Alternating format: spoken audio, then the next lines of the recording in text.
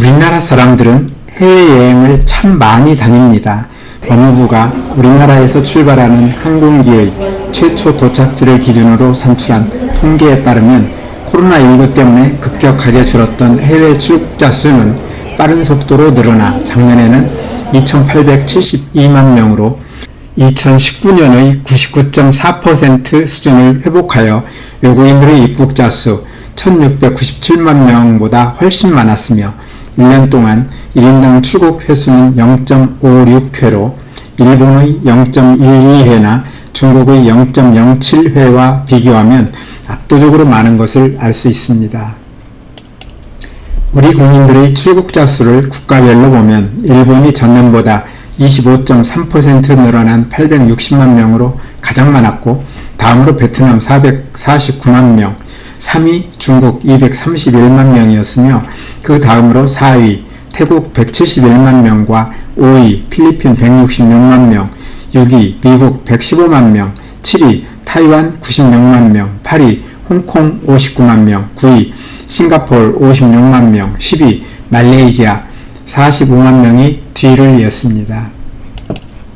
출발지별로 우리나라를 찾아온 외국인 입국자를 살펴보면 중국인이 전년보다 98.6%가 늘어난 404만 명으로 2023년 1위 국가였던 일본을 제치고 1위를 차지했고, 일본인이 41.5% 늘어 369만 명으로 2위, 타이완이 147만 명으로 3위를 차지했으며 그 다음으로 4위 홍콩 79만 명, 5위 미국 73만 명이었고 그 다음으로 베트남 66만 명, 싱가포르 57만 명, 태국 41만 명, 필리핀 39만 명, 말레이시아 24만 명이 6위부터 10위까지를 차지하였습니다.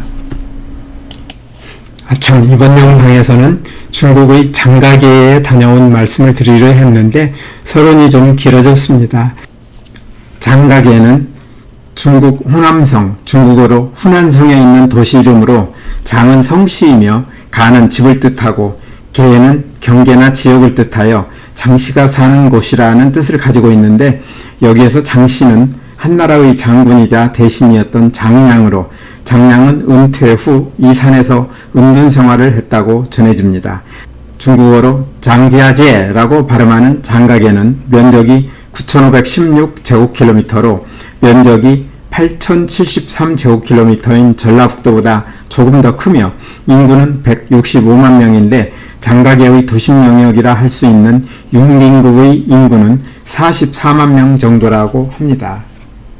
장가계는 우리나라 사람들로부터 워낙 많은 사랑을 받아오고 있었기에 벌써 다녀온 분들이 대단히 많으리라 생각합니다. 중국이라면 16년 전에 백두산에 한번 다녀온 것이 전부인 저로서는 중국에 대해 아는 것이 많은 편이 아니라서 저보다 잘 아는 분들이 많겠지만 늦게나마 5 친구 부부들과 다녀온 이야기를 해보려 합니다.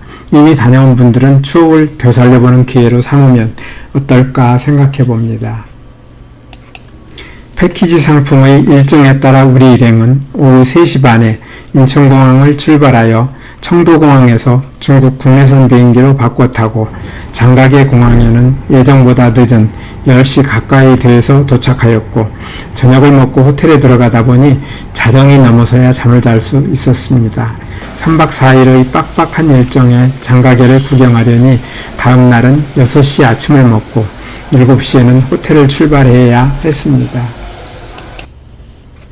인천공항에서는 대한항공에서 장가계 직항편이 일주일에 3번 있고 저가 항공사들이 인천공항과 청주, 김해, 제주공항에서 직항편을 운항하고 있는데 장가계에 많은 사람들이 방문하는 것을 감안하면 중국의 다른 도시를 경유하거나 장가계 인근의 다른 공항을 통해서 장가계로 이동하는 사람들이 훨씬 많지 않을까 하는 생각이 듭니다.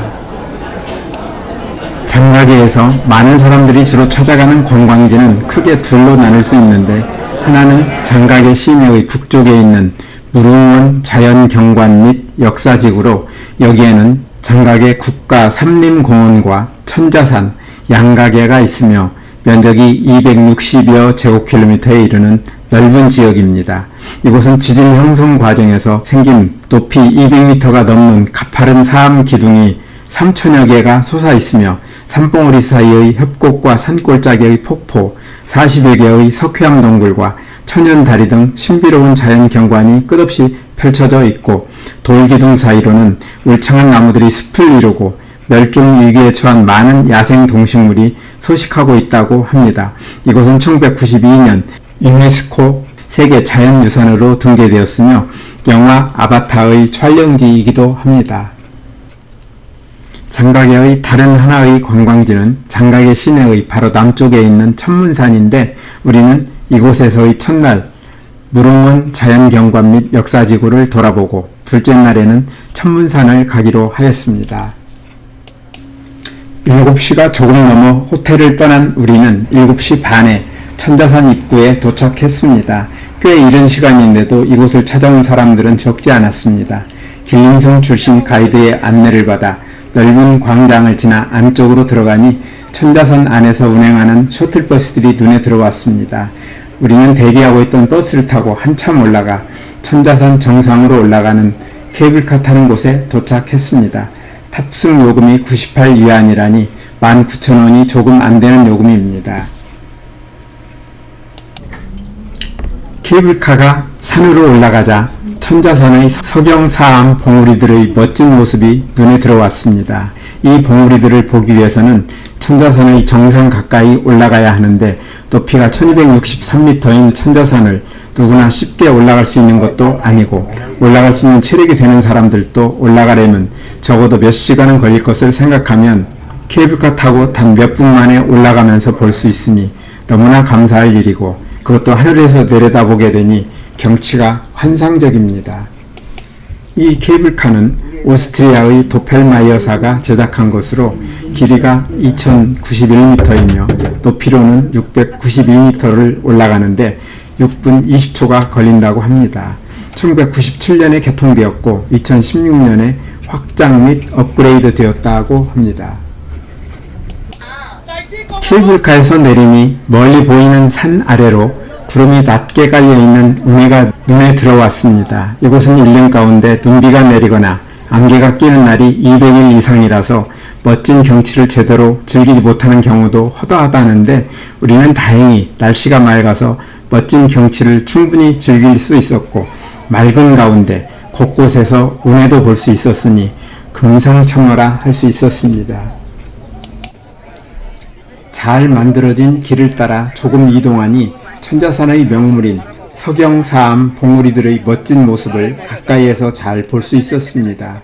이곳은 산지의 대부분이 석영사암으로 이루어져 있으며 사암으로 이루어진 우뚝 솟은 기이한 봉우리들이 수없이 많아 장관을 이루고 있는데, 오랜 옛날 원래 바다였던 이곳은 지구의 지각운동으로 육지로 솟아올라 침수와 자연 붕괴 등 자연적 영향으로 인해 오늘날과 같은 깊은 협곡과 기이한 봉우리의 절경을 이루게 되었다고 합니다.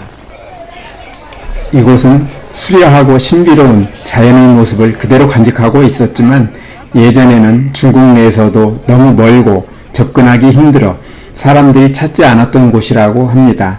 1949년 중화인민공화국이 건국될 때까지도 거의 사람의 손길이 닿지 않았던 이곳은 1988년에 이르러 중국 최초로 국가 삼림공원으로 지정되었고 1992년 세계 자연유산으로 등재되었으며 2004년에는 유네스코 세계 지질공원으로 등재되었다고 합니다.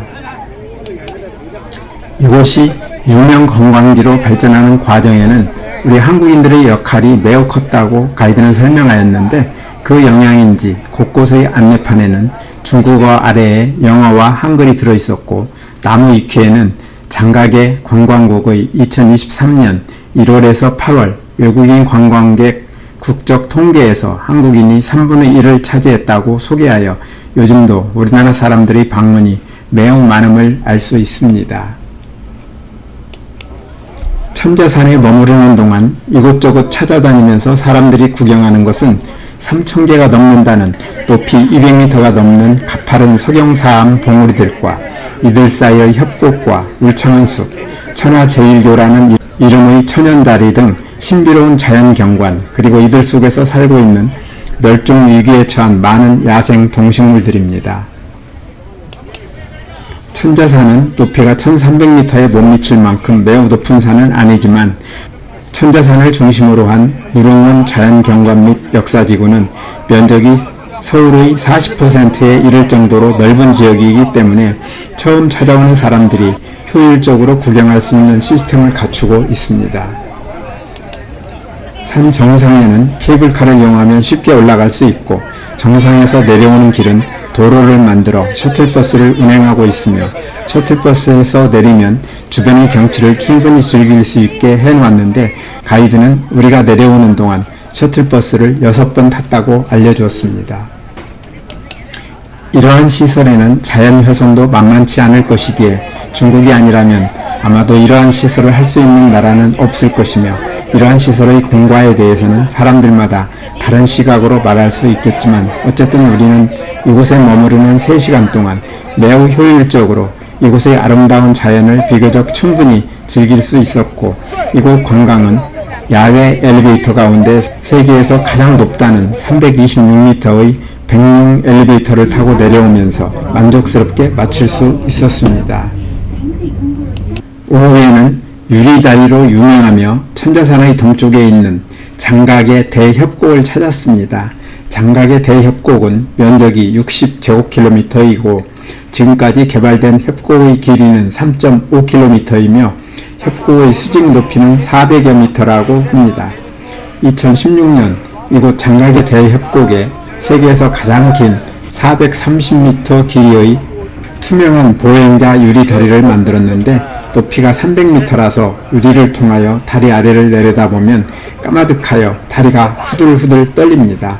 개통 13일 뒤 방문객 수가 너무 많아 다리를 폐쇄하였다가 많은 관광객을 수용하기 위한 물류 및 안전조치를 보강하여 다시 개통하였다고 합니다. 사람들은 다리를 건너면서 무서워하기도 하지만 다리 위에 앉거나 누워보기도 하고 즐거워하는 사람들을 많이 볼 수 있습니다. 장각의 대협곡은 유리다리만 있는 것이 아닙니다. 이곳은 관광뿐만 아니라 여가, 탐험, 야영을 포함하여 다양한 활동을 할 수 있는 시설들이 설치되어 관광객들을 맞이하고 있습니다. 유리다리 중앙에는 번지점프 시설이 만들어져 있고 유리다리를 건너 왼쪽으로 가면 유리잔도가 설치되어 있습니다. 유리잔도를 잠시 따라가면 짚라인을 출발하는 곳입니다. 우리는 짚라인을 타고 맞은편으로 건너갔습니다. 짚라인에서 내리니 바로 아래에 미끄럼 타는 곳이 기다리고 있었습니다. 미끄럼을 타고 나니 계곡에 만들어진 조그만 호수 위에 배가 기다리고 있었습니다. 배를 타고 5분쯤 내려가면 협곡이 좁아지는데 이곳에는 좁은 계곡을 따라 산책할 수 있는 데크길이 만들어져 있습니다. 데크길을 따라 10분쯤 내려가다가 분위기가 별로 달라지는 것이 없어 내려간 길을 되돌아온 다음 야외 엘리베이터를 타고 짚라인 출발점으로 돌아왔습니다. 유리다리를 다시 건너 오는 길에 보니 바위 절벽에서 조심스럽게 걸어가는 사람들이 보였습니다. 장각의 대협곡 구경과 체험을 마치고 저녁 식사 장소로 이동하면서 우리는 장각의 첫날 오후 일정을 마무리했습니다. 우리에게 최고의 기쁨을 주시려고 천자산의 아름다운 자연을 만들어 주신 분에게 제가 드릴 수 있는 최고의 감사를 드리며 영상을 마칩니다. 오늘도 끝까지 영상을 시청해 주셔서 대단히 감사합니다. 다음에 더 멋진 영상으로 찾아뵙겠습니다.